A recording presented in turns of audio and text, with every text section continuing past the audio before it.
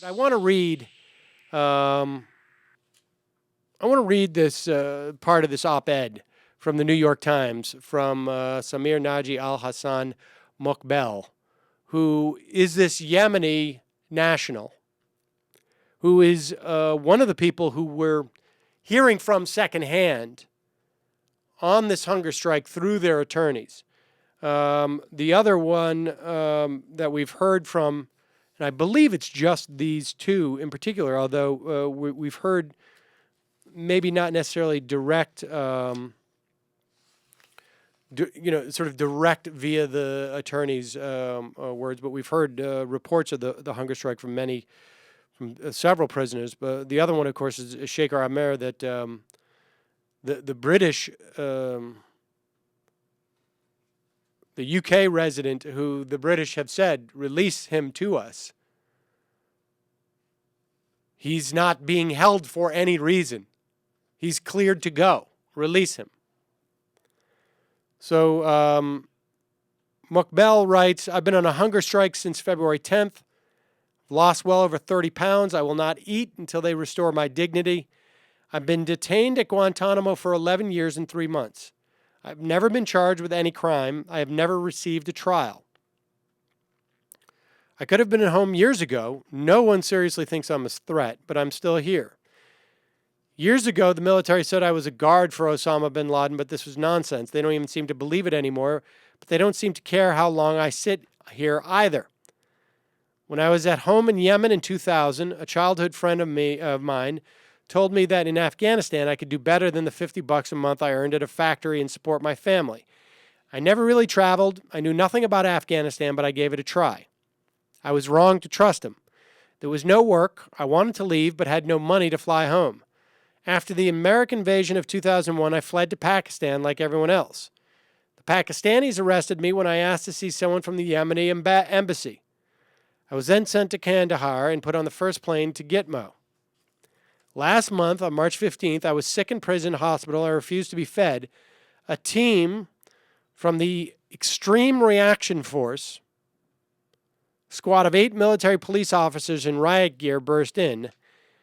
They tied my hands and feet to the bed. They forcibly inserted an IV into my hand. I spent 26 hours in this state, tied to the bed. During this time, I was not permitted to go to the toilet. They inserted a catheter, which was painful, degrading, and unnecessary. I was not even permitted to pray. I will never forget the first time they passed the feeding tube up my nose. I can't describe how painful it is to be force-fed this way. I am still being force-fed. I'm obviously skipping around here a little bit. There are so many of us on hunger strike now, there aren't enough qualified medical staff members to carry out the force feedings, so nothing happens at regular intervals.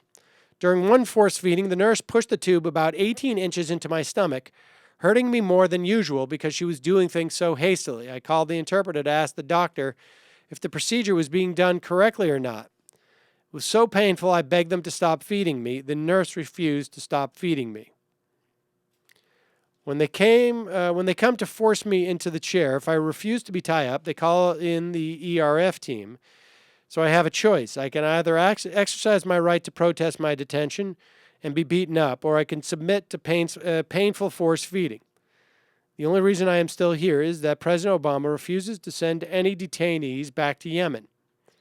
This makes no sense. I'm a human being, not a passport, and I deserve to be treated like one. Where is my government? I will submit to any security measures, in quotes, they want in order to go home, even though they are totally unnecessary. I'll agree to whatever it takes in order to be free. I'm now 35. All I want to do is see my family again and start a family of my own. At least 40 people here are on strike. On a hunger strike, people are fainting with exhaustion every day. I have vomited blood. I hope that because of the pain we are suffering, the eyes of the world will once again to look to Guantanamo before it's too late. I mean, this is just,